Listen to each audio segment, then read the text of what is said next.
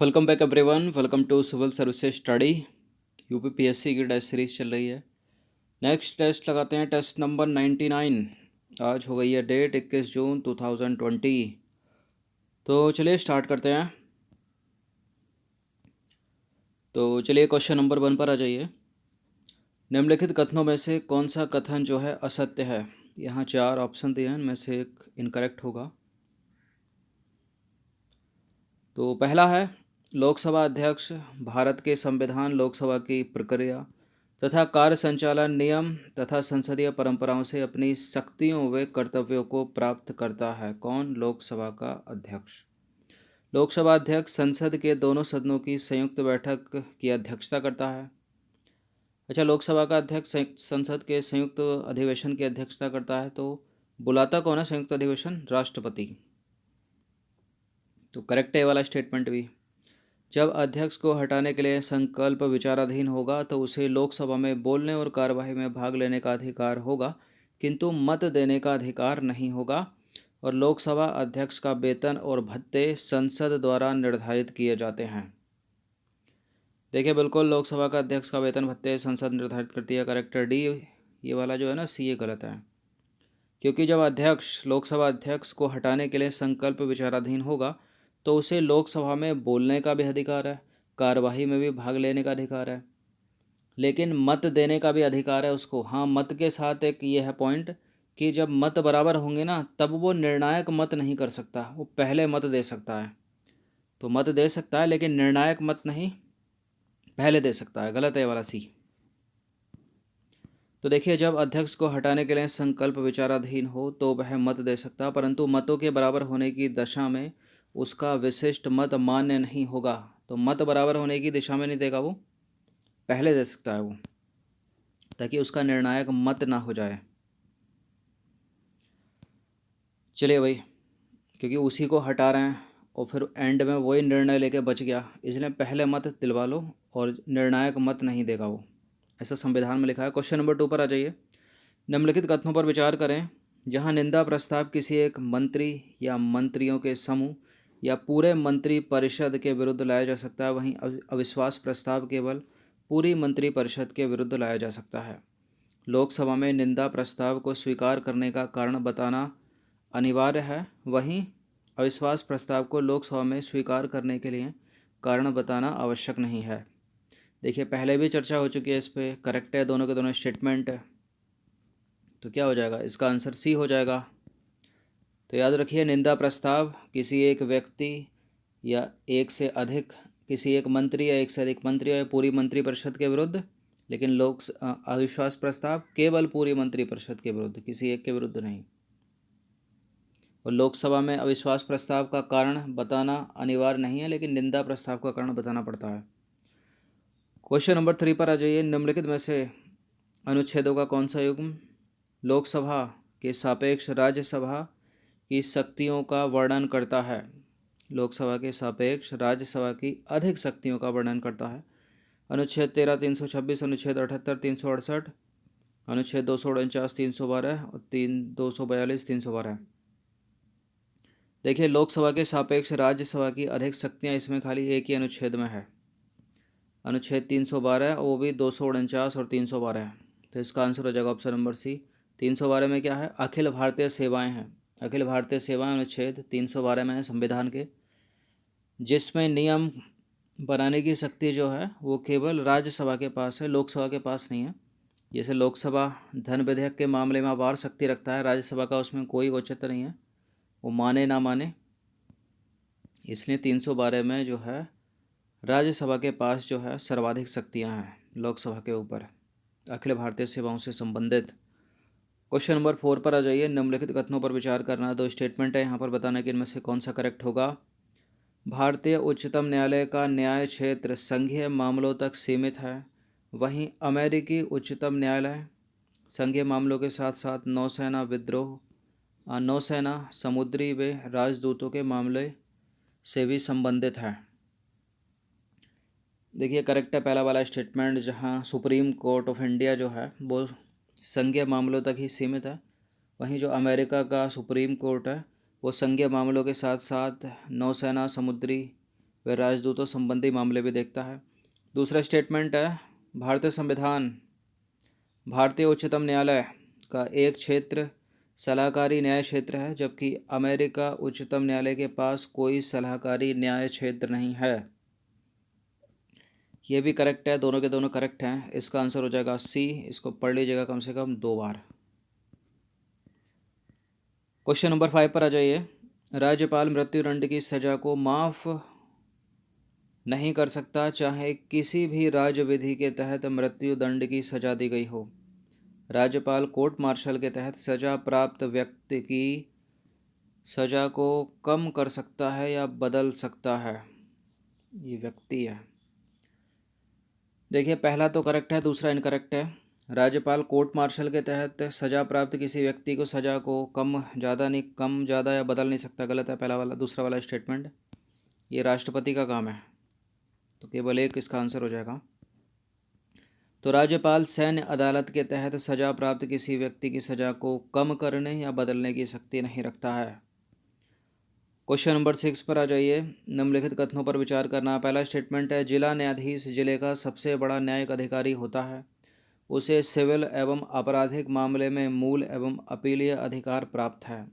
जिला न्यायाधीश जब दीवानी मामलों की सुनवाई करता है तो उसे सत्र न्यायाधीश कहा जाता है। जब वह फौजदारी मामलों की सुनवाई करता है तो उसे जिला न्यायाधीश कहा जाता है।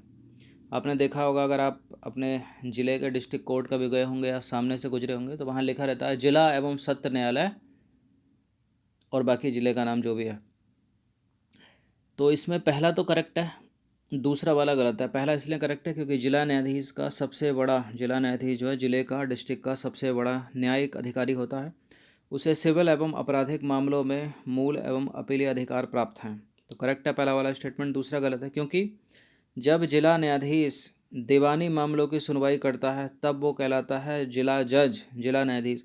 और जब वह फौजदारी मामलों की सुनवाई करता है तो उसको सत्र न्यायाधीश कहा जाता है। तो दूसरा इनकरेक्ट है, फर्स्ट करेक्ट है। तो जब जिला न्यायाधीश दीवानी मामलों की सुनवाई कर रहा होता है तो वो जिला न्यायाधीश होता है, और जब वह फौजदारी मामलों की सुनवाई कर रहा होता है तो उसको सत्र न्यायाधीश कहा जाता है। क्वेश्चन नंबर 7 पर आ जाइए। निम्नलिखित में से कौन सी समिति पंचायती राज व्यवस्था से संबंधित नहीं है? ये प्रश्न इम्पोर्टेंट है। पंचायती राज व्यवस्था से संबंधित है अशोक राय मेहता समिति, LM सिंघवी समिति और JVK राव समिति। सरकारिया समिति का संबंध इससे नहीं है, केंद्र राज्य संबंध से है सरकारिया समिति। तो सरकारिया समिति का संबंध जो है केंद्र राज्य संबंध से है, बाकी तीनों समिति पंचायती राज व्यवस्था से संबंध रखती हैं। क्वेश्चन नंबर 8 पर आ जाइए। निम्नलिखित कथनों पर विचार करना है। पहला स्टेटमेंट देखते हैं। पंचायतों में चुनाव लड़ने के लिए न्यूनतम आयु चाहिए 21 वर्ष। माध्यमिक या जिला स्तर के प्रमुखों के लिए अप्रत्यक्ष चुनाव का प्रावधान किया जाता है। माध्यमिक या जिला स्तर के प्रमुखों के लिए अप्रत्यक्ष चुनाव का प्रदान किया जाता है। अप्रत्यक्ष चुनाव क्या होता है? मतलब जनता सीधे इनको नहीं चुनेगी, जनता जो है इनके कोई प्रतिनिधि होंगे उनको चुनेगी, फिर इनके प्रतिनिधियों में वोटिंग होगी, फिर वो प्रतिनिधि मिलकर इनको चुनेंगे। तो करेक्ट हैं दोनों के दोनों स्टेटमेंट। इसका आंसर हो जाएगा option number C. Question number 9 पर आ जाइए। निम्नलिखित में से कौन सा कथन जो है असत्य है? इनमें से कोई एक अगर असत्य नहीं होगा तो आंसर उपरोक्त में से कोई नहीं होगा। तो विकल्प ए है, संविधान में भारतीय निर्वाचन आयोग के सदस्यों की अर्हता निर्धारित नहीं की गई है। सुनते रहिएगा एक लाइन, संविधान में भारत के निर्वाचन आयोग के सदस्यों की अर्हता निर्धारित नहीं की गई है।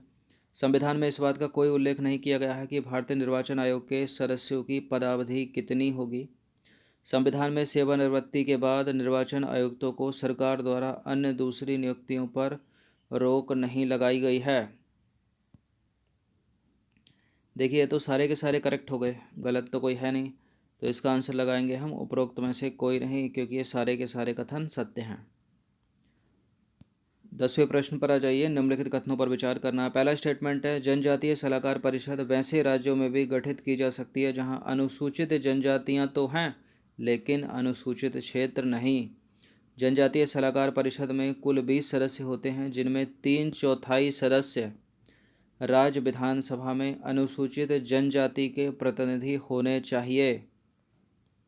देखिए, बिल्कुल ये दोनों के दोनों करेक्ट हैं। इसका आंसर क्या हो जाएगा? ऑप्शन नंबर सी हो जाएगा। जिनका एक्सप्लेनेशन नहीं है और आवश्यकता नहीं है उनको पढ़ लिया कीजिए 2 बार कम से कम। क्वेश्चन नंबर 11 पर आ जाइए। संयुक्त राज्य लोक सेवा आयोग के अध्यक्ष व सदस्यों की नियुक्ति किसके द्वारा की जाती है? संयुक्त राज्य लोक सेवा आयोग के अध्यक्ष व सदस्यों की नियुक्ति किसके द्वारा की जाती है? पहले ऑप्शन में राज्यपाल है, बी में है न्यायालय के मुख्य न्यायाधीश यानी हाई कोर्ट के मुख्य न्यायाधीश, राष्ट्रपति या मंत्रिमंडल की सलाह पर राज्यपाल। तो डी नहीं है इसका बी भी नहीं है, इसका ए भी नहीं है, राज्यपाल भी नहीं है, राष्ट्रपति करते हैं, राष्ट्रपति। संयुक्त राज्य लोक सेवा आयोग मतलब 2 या 2 से अधिक राज्य को मिलाकर दोनों राज्यों के लिए एक पीसीएस आयोग बनाना। तो देखिए, संयुक्त राज्य लोक सेवा आयोग के अध्यक्ष व सदस्यों की नियुक्ति भारत के राष्ट्रपति के द्वारा की जाती है। याद रखिएगा, राष्ट्रपति के द्वारा। चलिए क्वेश्चन नंबर 12 पर आ जाइए। निम्नलिखित कथनों पर विचार करना। पहला स्टेटमेंट है, राष्ट्रपति संघ लोक सेवा आयोग के अध्यक्ष व दूसरे सदस्यों को उनके कदाचार के कारण भी हटा सकते हैं, और किंतु ऐसे मामलों में राष्ट्रपति को यह मामला जांच के लिए सुप्रीम कोर्ट में भेजना होगा, उच्चतम न्यायालय में, और उच्चतम न्यायालय द्वारा इस मामले में दी गई सलाह राष्ट्रपति के लिए बाध्यकारी नहीं है। करेक्ट है पहला वाला स्टेटमेंट, लेकिन दूसरा वाला गलत है। अगर ऐसा मामला सुप्रीम कोर्ट में जाता है और उस पर सर्वोच्च न्यायालय कोई निर्णय लेता है तो राष्ट्रपति उस सलाह को मानने के लिए बाध्यकारी है। यहाँ वो रूल नहीं लगेगा 143 वाला। 143 में क्या है, राष्ट्रपति कोई सलाह लेता है सुप्रीम कोर्ट से और सुप्रीम कोर्ट द्वारा दी गई ऐसी किसी भी सलाह को मानने के लिए राष्ट्रपति की मर्जी है, उसका मन तो माने मन तो ना माने। लेकिन यहाँ पर कुछ और बात हो रही है, इसलिए जो है गलत है दूसरा वाला स्टेटमेंट, पहला इनकरेक्ट है। तो इसका आंसर क्या हो जाएगा? Option number A. तो देखिए, संघ लोक सेवा आयोग के सदस्यों पर कदाचार के आरोप चल रहे हैं और वो आरोप जाते हैं सुप्रीम कोर्ट में, और सुप्रीम कोर्ट जो भी निर्णय लेगी तो राष्ट्रपति उसको मानने के लिए बाध्यकारी होगा। क्वेश्चन नंबर 13 पर आ जाइए। निम्नलिखित कथनों पर विचार करना। पहला स्टेटमेंट है, मूल रूप से भारत के संविधान में भाषाई अल्पसंख्यक वर्गों के लिए विशेष अधिकारी के संबंध में कोई प्रावधान नहीं था।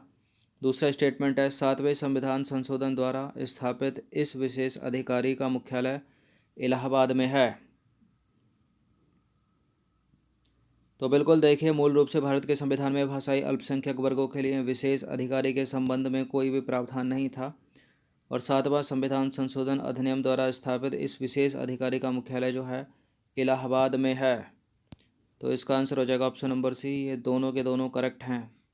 भाषाई अल्पसंख्यक वर्गों के लिए विशेष अधिकारी का प्रावधान 1956 में 7वें संविधान संशोधन अधिनियम द्वारा संविधान के भाग 17 में अनुच्छेद 350 खा के अंतर्गत किया गया। इसका मुख्यालय इलाहाबाद में है। क्वेश्चन नंबर 14 पर आ जाइए। निम्नलिखित कथनों पर विचार करना। पहला स्टेटमेंट है, राजभाषा अधिनियम 1963 के अनुसार राष्ट्रपति के प्राधिकार से प्रकाशित अधिनियम, अध्यादेश, आदेश, नियम, उपनियम के हिंदी में अनुवाद आधिकारिक लेख माने जाएंगे।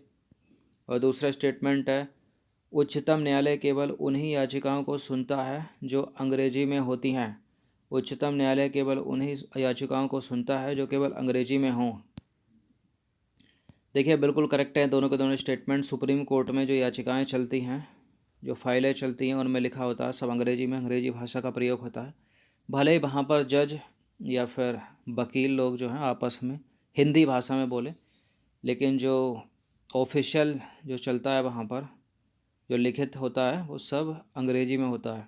और न केवल सुप्रीम कोर्ट में बल्कि हाई कोर्ट में भी सब कुछ जो है वो अंग्रेजी भाषा में ही चलता है। लेकिन हाई कोर्ट में होता क्या है, जो फाइल डिस्ट्रिक्ट कोर्ट से होकर आती हैं, जिला सत्र न्यायालय से आती हैं, वो सब हिंदी में होती हैं अधिकतर। मतलब नॉर्थ ईस्ट में जो हैं राज्यों के जो डिस्ट्रिक्ट कोर्ट हैं वहाँ हिंदी में होती है।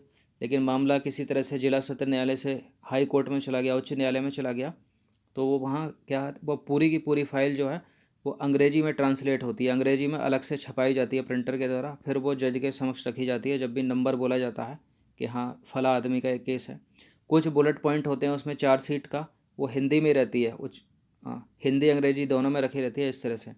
लेकिन अगर मामला किसी तरह से सुप्रीम कोर्ट में चला गया तो यहाँ से हिंदी से इंग्लिश में आई पूरी, अब यहाँ हिंदी का तो कुछ बचता नहीं है, क्योंकि निर्णय जो है सुप्रीम कोर्ट हाई कोर्ट ने अंग्रेजी में दिया होगा, लिखित ऑफिशियल इंग्लिश में चल रहा है, तो यही फाइल जो है सुप्रीम कोर्ट में चली जाती है अंग्रेजी में, तो सब कुछ अंग्रेजी में। तो करेक्ट है दोनों के दोनों स्टेटमेंट, यहाँ पर सी है इसका उत्तर। क्वेश्चन नंबर 15 पर आ जाइए। अधिकरण या ट्रिब्यूनल के संबंध में निम्नलिखित कथनों में से कौन सा गलत है। देखिए, अनुच्छेद 323 का के अंतर्गत केवल लोक सेवाओं से संबंधित मामलों के लिए अधिकरण गठित किया गया है। अनुच्छेद 323 खा में लोक सेवा के अतिरिक्त अन्य मामलों के लिए अधिकरण गठित किया गया है। अनुच्छेद 323 ए के तहत केवल संसद ही अधिकरण का गठन करती है, और अनुच्छेद 323 के तहत 323 खा के तहत या बी के तहत केवल राज्य विधायिका ही अधिकरण का गठन करती है। देखिए, मोस्ट इम्पोर्टेंट है 323A अमेंड, उसके बाद 323B का खा मतलब, तो 323 के का में लिखा है केवल लोक सेवाओं से संबंधित मामलों के लिए अधिकरण गठित किया जाएगा, ये करेक्ट है। फिर 323 के बी में लोक सेवा के अतिरिक्त अन्य मामलों के लिए अधिकरण गठित किया जाएगा, यानी पहले ये था, फिर उसके बाद अमेंड हुआ होगा ये।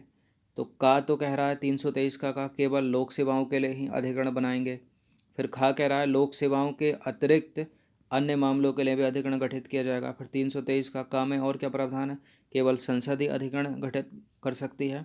वो खा में है केवल राज्य विधायिका ही अधिकरण गठित कर सकती है। तो ये करेक्ट है, ये इनकरेक्ट है, क्योंकि 323 के खा के तहत संसद और राज्य विधायिका दोनों ही अधिकरण गठित कर सकती हैं। ये अलग अलग याद रखना है, इनको इम्पोर्टेंट है, पूछा जा सकता है। तो 323 खा के तहत संसद तथा राज्य विधायिका दोनों अधिकरण या ट्रिब्यूनल का गठन करने का अधिकार उनको है। अलग से यही पूछ लिया जाता है कि भारतीय संविधान के निम्नलिखित कौन से अनुच्छेद में ट्रिब्यूनल या अधिकरणों का प्रावधान किया गया है। तो अनुच्छेद 323 के का है उसका आंसर, वो खा होगा तो खा भी, तो गलत है यहाँ पर डी। तो देखिए 15 प्रश्न थे इंपॉर्टेंट, अच्छे से इसका रिवीजन कर लेना।